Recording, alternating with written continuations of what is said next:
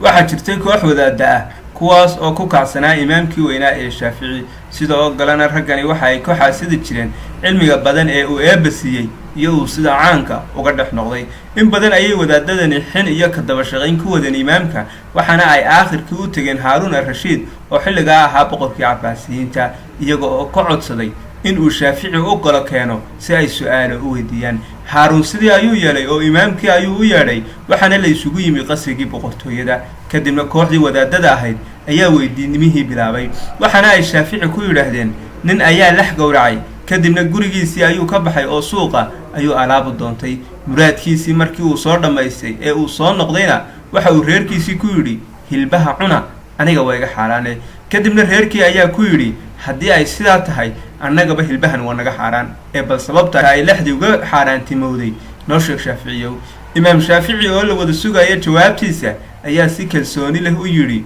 waxa uu ninku ahaa mushrik neefkana magaca asnaantii uu caabudi jiray ayuu ku bireeyay laakiin markii uu suuqa u soo baxay ayaa uu eebba hanuuniyay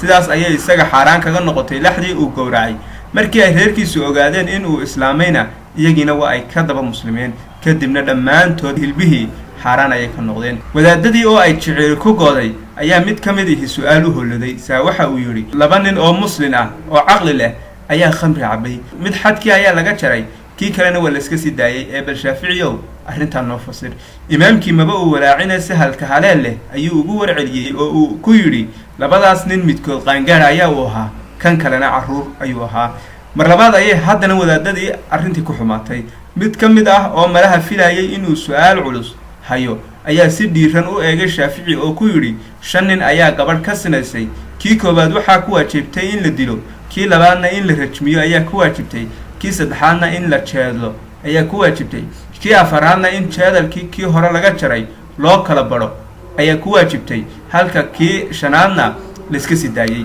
sidii labadii jeer ee hore oo kale ayaa uu si kalsooni leh imaamkii uga jawaabay oo waxa uu ku yiri ninka koobaad sinada ayuu xalaashaday waana uu ridoobay sidaas ayayna ugu waajibtay in la dilo ka labaadna guur hore ayuu soo maray halka ka saddexaadna uu ahaa mid aan hore u guursan ninka afaraad waxa uu ahaa adoon kan shanaadna ee ugu dambeeyana waa uu walaa wadaadadii oo u eeg in ay yihiin kuwa laga badinayo ayaa su'aal kale kolihii keenay oo waxa ay yiraahdeen nin salaad tukanayay ayaa kolkii uu dhamaystay ee uu midig u salaamo naqsadayba waxa ka furantay gabadhiisii haddana bidix markii uu salaamo naqsaday ayay salaadii ka burtay oo ay ku celis noqotay wuu yaabay oo cirka ayuu eegay saa waxa ku waajibtay inuu bixiyo lacag dhan 1,000 dirham bal Shaaficiyow arrinta ninka nooga waran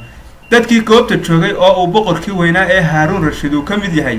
ayaa isku mar indho yaaban ku wada eegay imaam Shaafici imaamkiina waxa uu kaga warceliyay oo uu ku yiri ninku markii uu midig eegay waxa uu arkay gabadhiisa ninkii qabay oo soo muddo safar ku maqnaa lana mooday inuu dhintay kadibna sidaas ayay gabadhii kaga furantay bidix markii uu eegayna waxa uu maradiisii ku arkay nijaas salaadiina sidaas ayay kaga burtay markii uu cirka eegayna waxa uu arkay bishii oo dhalatay waxaana jirtay deyn lagu lahaa oo ay ballantu ahayd kowda bisha inuu bixiyo sidaas ayayna lacagtaasi ugu waajibtay googorad la ku bartay maanta laba gool ay yimi waa halkii ay Soomaalidu ku oran jirtay wadaadadii waa ay yaabeen dad iyo duurba wax aadan filayn ayaa kaaga soo baxay waxa ay la shaamareen aqla banaantiisa iyo su'aalahay ku dhibtoodeen sidii ay u sameyn lahaayeen oo uu isaguna si fudud uga jawaabay mid ka mid ahaa oo aan quusanba ayaa su'aal kale la soo haliilay waxaana uu yiri imaam ayaa masaajid ku tujinayay 4 nin markii uu salaadii dhameeyay ayaa uu nin masaajidkii soo galay durtaba imaamkii waxa ku waajibtay in la dilo 4 ninna in la shaabuugeeyo ayaa ku waajibtay halka ay waajib noqotay in masaajidkiina la burburiyo oo dhulka la simo bal arrintan noo fasir Shaaficiyow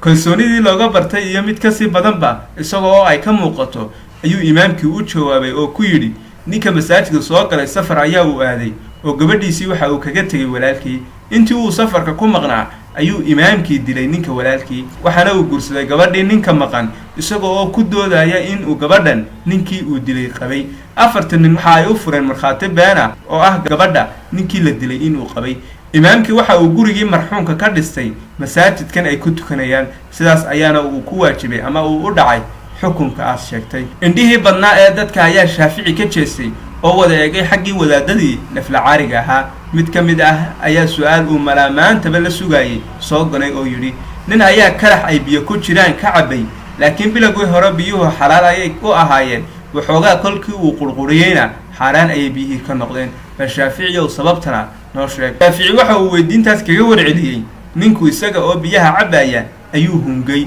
saa dhiiggiibaa ku milmay biyihii sidaasayna kaga xaaraantimoobeen biyaha intii hadhay. wadaadadii oo u muuqda kuwa aan daalayn ayaa haddana yidhi laba nin ayaa guri dul saarnaa mid ka mid ah baa dhulka ku soo dhacay waana uu dhintay isla markiiba ninkii dusha ku hadhay gabadhiisii way ka xaaraantinimowday ee bal shiikhow arrintaas ka fadwood. ilaahay baa garaadmadnaan ku galladaystaye waxa uu imaamkii yidhi ninkaa dhintay inantiisii ayuu u guuriyey addoonkiisii oo ahaa ka xagga sare la saaran laakiin geeridiisa kadib addoonkii waxa uu ka mid noqday hantida gabadha oo iyada ayaa dhaxashay sidaas ayaana uu addoonkeedii ku noqday kagana xaaraantinimoobay.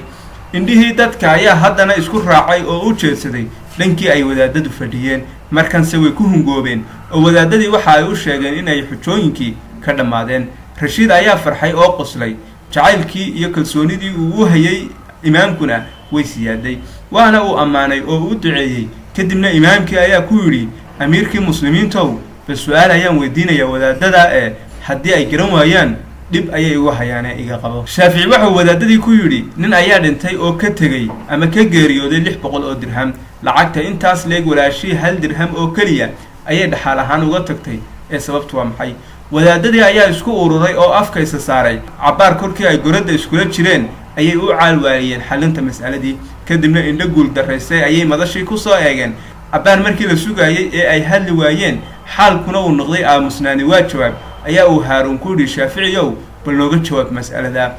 shaafici waxa uu yidhi ninkan waxa uu ka dhintay 2 gabdhood oo uu dhalay hooyadii gabadhiisii 12 wiil oo ay walala ahaayeen iyo inantaa keliya oo ahayd walaashii. labadiisii hablood dhaxal waxa ay u heleen 400 oo dirham hooyadiina 100 dirham ayay u heshay. gabadhiisii xaq waxa ay u yeelatay 75 dirham halka ay walaaladii 12 wiilna ay 24 dirham xaq u yeesheen. inantiina waxa dhaxal ahaan ugu soo hagaagay 1 dirham ee soo hadhay.